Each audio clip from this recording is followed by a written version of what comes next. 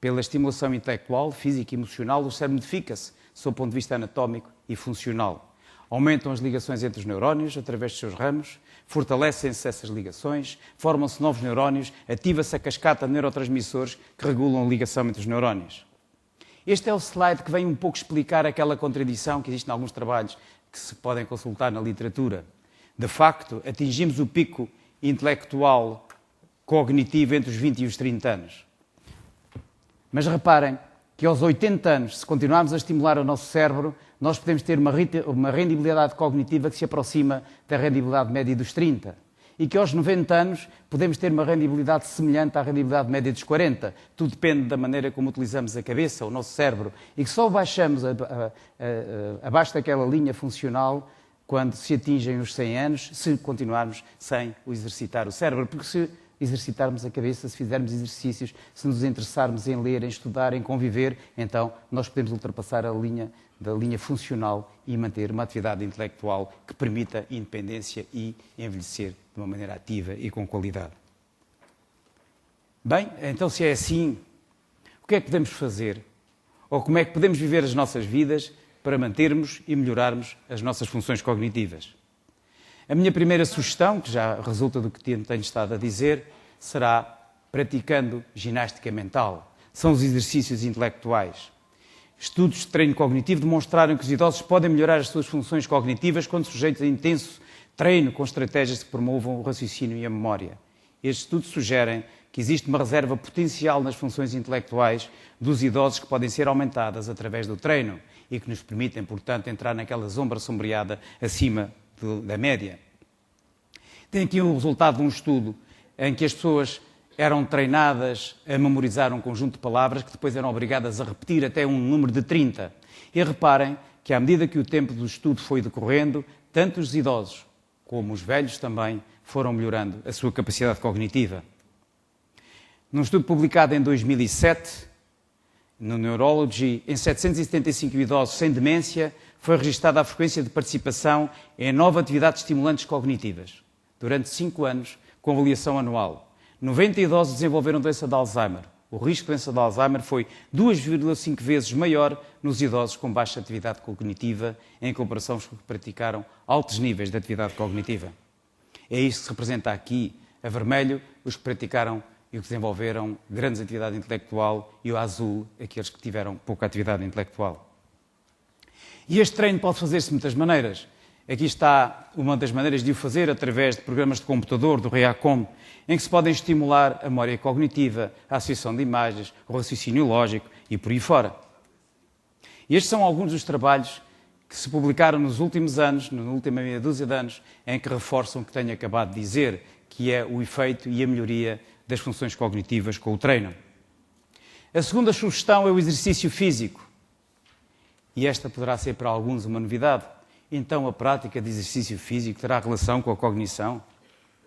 De facto, vários estudos demonstraram relação inversa entre a atividade física e o risco cardiovascular. O professor Pádua disse, tem falado muito e todos têm ouvido falar disto. E entre o exercício físico e a redução da diabetes. E entre o exercício físico e o cancro do cólon e da mama. E entre o exercício físico e a osteoporose, etc. Deste modo, poderia esperar-se que o exercício físico, indiretamente, mantivesse a integridade intelectual, uma vez que estas doenças se associam com declínio cognitivo. Por outro lado, o exercício físico, melhorando a função cardiorrespiratória e a oxigenação dos tecidos e órgãos, poderia melhorar as funções intelectuais. Mas não foi só isto que se verificou. O que se verificou na experimentação animal foram alterações da estrutura cerebral e das suas funções quando os animais de estudo foram expostos a ambiente de exercício físico estimulante. Eram expostos com vários brinquedos, objetos para subir e descer, rodas giratórias e, por vezes, a companhia de outros animais. E observou-se o aumento do comprimento dos ramos dendríticos dos neurónios, criação de novas ligações entre eles, alterações nas células gliais de suporte, aumento da rede capilar cerebral e desenvolvimento de novos neurónios, provavelmente a partir das células estaminais, assim como uma cascata de alterações moleculares e neuroquímicas. E para que me acreditem, aqui tenho 2 ou 3 citações de trabalhos da literatura que reforçam o que eu disse. A prática regular de exercício físico aumenta o nível de fatores neurotrópicos que se revelaram ser neuroprotetores, aumentando o crescimento dos neurónios e multiplicando a rede de ligações entre eles. Num estudo publicado em 2006, em 1.740 idosos, homens e mulheres, observados por um período de 6,2 anos, após correção para o estilo de vida e situação médica, a incidência da doença de Alzheimer foi significativamente maior nos indivíduos que faziam exercício menos de 3 vezes por semana em relação aos que faziam exercício mais do que 3 vezes por semana, como já vos tenha dito anteriormente. E este é um outro trabalho em que se compara uma população de idosos que faz exercício físico, ginástica aeróbica, comparada com outra que não faz exercício físico. E aqui foi avaliado as suas capacidades cognitivas. A verde, os que fazem exercício, melhoraram na capacidade cognitiva executiva, controlada, espacial e velocidade de raciocínio, comparando com os controle, em que não melhoraram em nada e têm, de facto, uma grande diferença, sob o ponto de vista estatístico, altamente significativa. A terceira sugestão, para se envelhecer com qualidade, sob o ponto de vista cognitivo, será manter uma vida social regular. Criar novos amigos, manter os velhos amigos, ir ao teatro, ao cinema, ouvir música, dança, fazer encontros de convívio.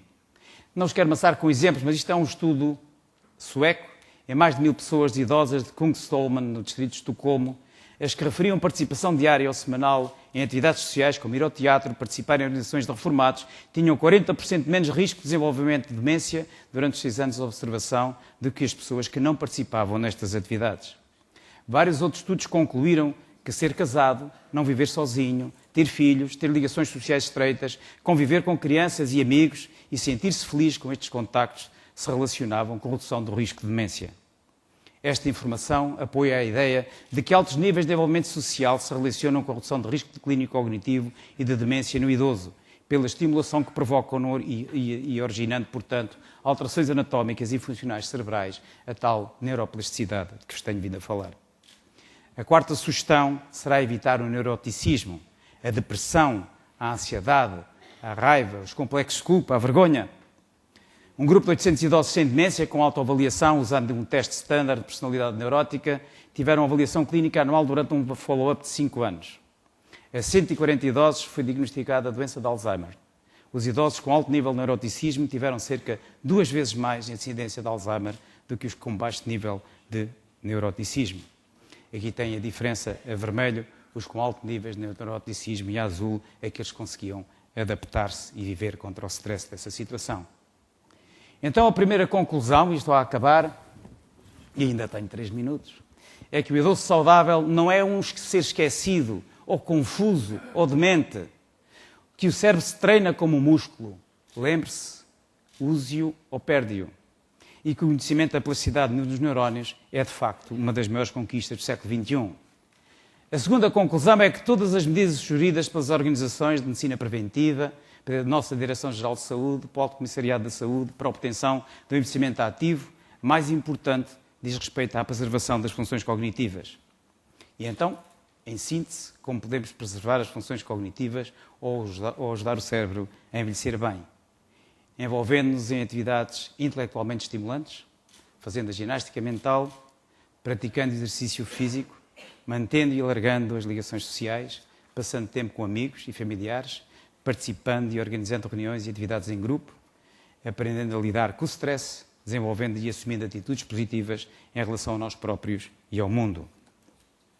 Seguramente que não é assim que se faz um envelhecimento ativo, como este quadro do Van Gogh representa um velho fechado, chorando, debruçado sobre ele próprio, isolado, aparentemente sem esperança.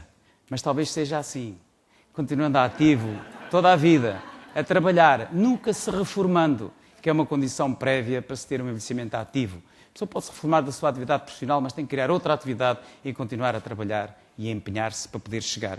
Como o professor Pablo, eu vou-lhe revelar uma idade, ele tem 83 anos, como ele chegou aos 83 anos. Aos 82, faz 83 em maio, peço desculpa.